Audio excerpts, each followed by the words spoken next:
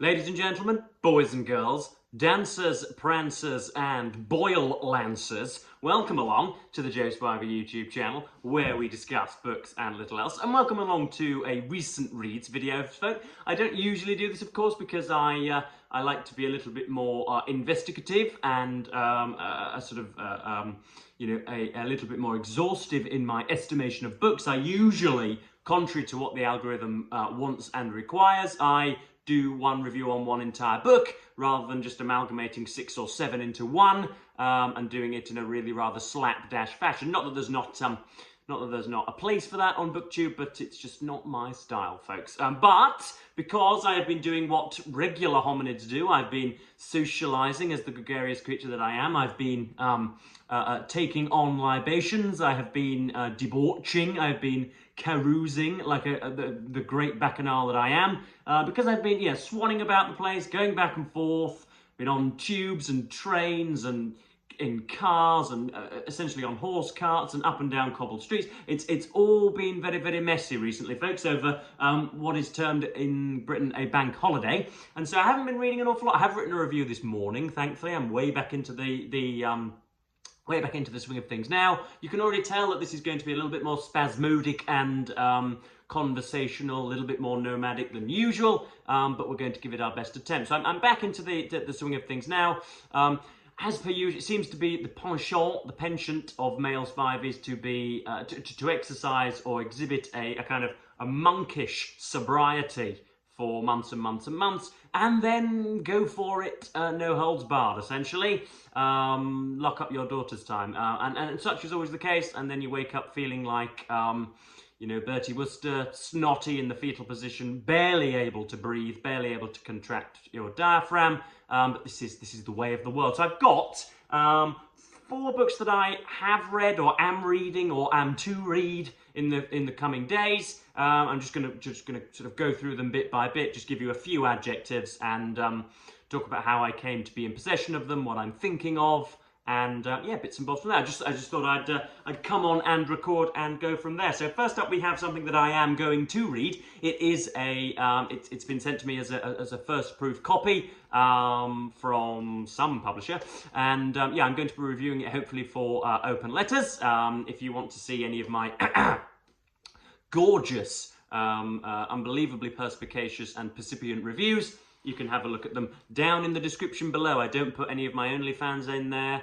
I don't put any Patreon down there. I don't put, advertising for Cuban cocoa down there. I just put my Open Letters reviews, and of course my Instagram and email. But yes, anyway, this is something I'm going to set to later on today, perhaps, or I might delay it by a week or so and allow myself the comfort of a canonical classic before then, and I'm not sure. But this is I'm going to butcher the Nordic name. This is Finnveldman hard copy, and I saw this on Waterstone's coming soon list, and requested it from the publisher, and was duly supplied with it. So let me just give a little bit of a background. A customer service assistant spends her long work days printing letters. Her one friend is the printer, and in the dark confines of her office, she begins to open up to him, talking about her fears, her past, her hopes and dreams. To her, it seems like a beautiful friendship is blossoming. To her boss, it seems like she's losing her mind. Diagnosed with burnout and placed on leave, she faces severance and, worse, separation from her beloved printer. But she's not about to give up on her only friend without a fight, and it turns out neither is he. So this retails for an absolutely extortionate sum, but I've got it free. This comes out, when does this come out? I've got a pub sheet here as well. It's printed in colour, which is I don't know, that's quite extortionate, isn't it? When's this printed? The 6th of June 2024. It's got a big long ISBN there. So Finnveldman is 2022's recipient of the Juice Zwegeman Essay Award. The Juiced Zwegeman Essay Award for her essay Not Really Making It, about growing up in a working class neighbourhood in Leeuwarden. In 2018, she won the Elise Matilda Essay Award for her Borders, Doors and Eyes Open. From 2010 until 16, she worked as a theatre critic, and of course she has also worked in customer service. Hard Copy is her debut novel. So there is Finnveldman, it's translated by Hester Velmans. So there is Finn there. Sounds like a very eccentric nobleman saying the word Finn, doesn't it? Finn. So, dear reader, Hard Copy is my first novel and a project I've worked on for 4 years. It's a story about a customer service representative who spends her days printing out letters at a nondescript startup in an unnamed European city. Because of her working class background, she finds it hard to relate to the environment she finds herself in. Yes, us working class people are, of course, are curiously unable to work through our surroundings or whatever. Her most trusted companion is her printer. In the confines of her office, she talks to her machine about her fit. Oh, that's exactly what I've just read, isn't it, essentially? But yes, that is obviously a kind of a very, very, very, very, very pretty girl's face smashed against the printer. Goodness knows what kind of sort of, you know, cross-species idiocy will be put into here. But yeah, it's about, what is it, 200 pages long. There's a better picture of Fien there at the back. So I look forward to reading and hopefully reviewing Hard Copy. Next up we have The Ministry of Time. This is by Callie-Anne Bradley, and my recent review for such a book is linked down below.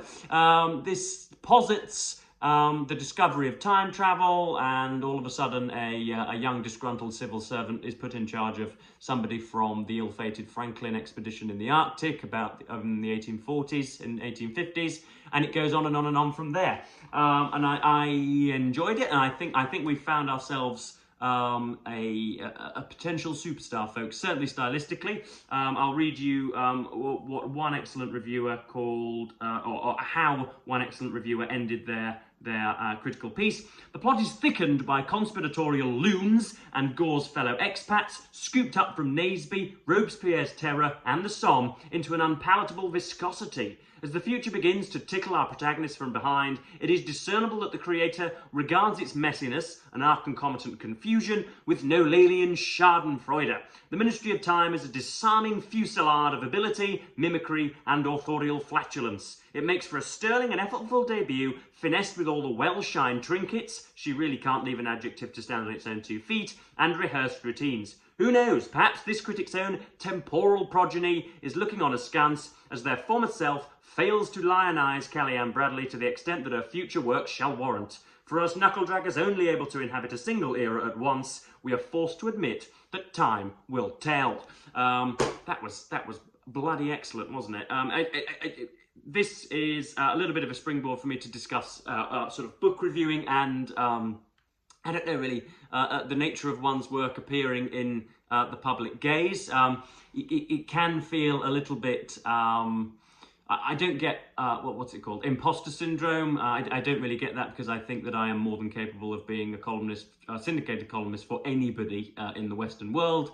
And so I'll never be unsure of my own abilities or somehow, you know, kind of petulantly unconfident and timid. I'll never be like that. But there is a moment where you have worked for an hour or two on a review, you've read the book for over the course of 2 or 3 days perhaps, and then all of a sudden it goes out into the real world. It's like the muse on the beer hall table. You don't know whether it's going to look professorial or you don't know whether it's going to look a little bit, you know, incurious or somehow really inauthentic. It's a charge of inauthenticity. You don't know whether it's going to look silly and the obvious product of a child rather than a kind of stolid and assertive reviewer. But most of the time it does come out with its tie done up nice, with its tie done nicely and its buttons done up, and with its shirt tucked in and its hair all sorted, and it carries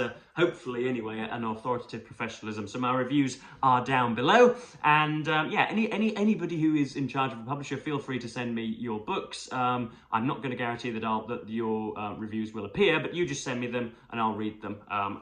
So yes, 2 more. I've got this, which I've just this morning written a review for. This is a review of. This is Bloody Panico, or Whatever Happened to the Tory Party.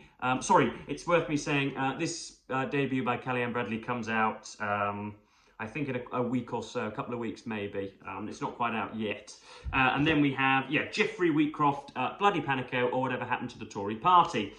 This is a sort of weird, indeterminate charge sheet trying to explain the the kind of the fallibilities, failures, pitfalls, malfeasances, idiocies, prejudices, stupidity, open venality, tomfoolery, buffoonery of the Parliamentary Conservative Party between the years of about, well, 2016 to 2024, which has meant that they have gone from acquiring the largest parliamentary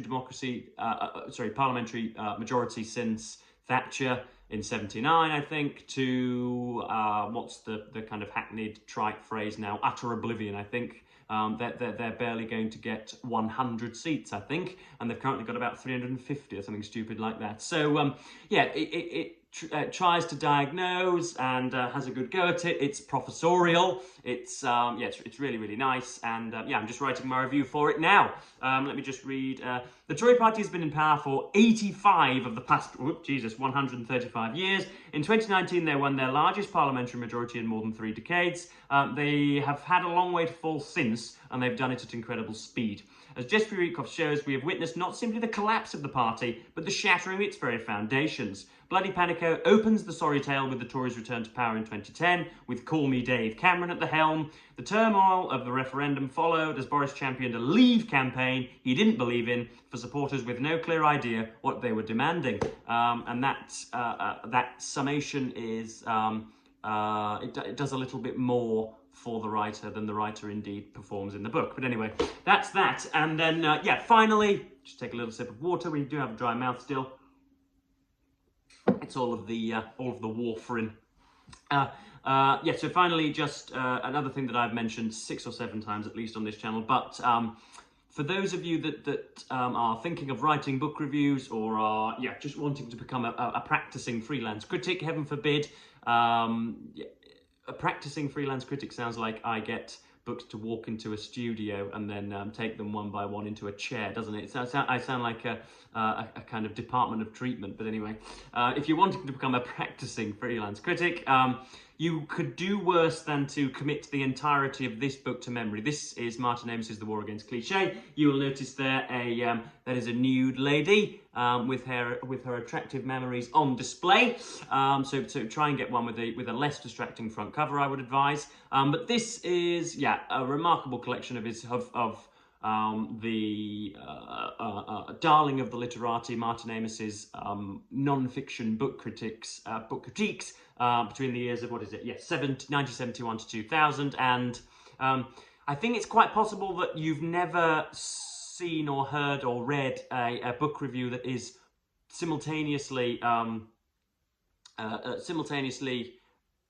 enjoyable and artistically inclined and perspicacious and assertive as well.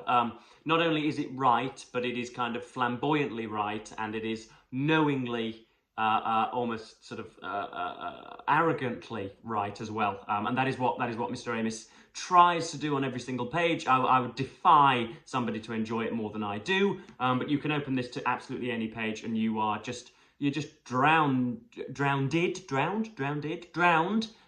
You are cloyed by, and you are completely ensconced and embedded in the most kind of academically recondite, but the most gorgeous, the most self-contrived, the most just the most ornate non-fiction writing possible. They're not always about books, but this is mainly books on everybody from Larkin to V.S. Pritchett to Nabokov, and it's just a really, really nice way of reminding yourself whenever, for example, if you've written well in the past and suddenly you're just stumped for a day, or suddenly the words and rhythms and some of the multi-clausal phantasmagoria, the gorgeous pyrotechnical displays that we can all produce on paper and documentation. Somehow, if they're evading you, if all of your darlings have ferreted into the corner and you've nothing to write, this is an excellent example. It's not singularly excellent because there are books like it, but this is an excellent example of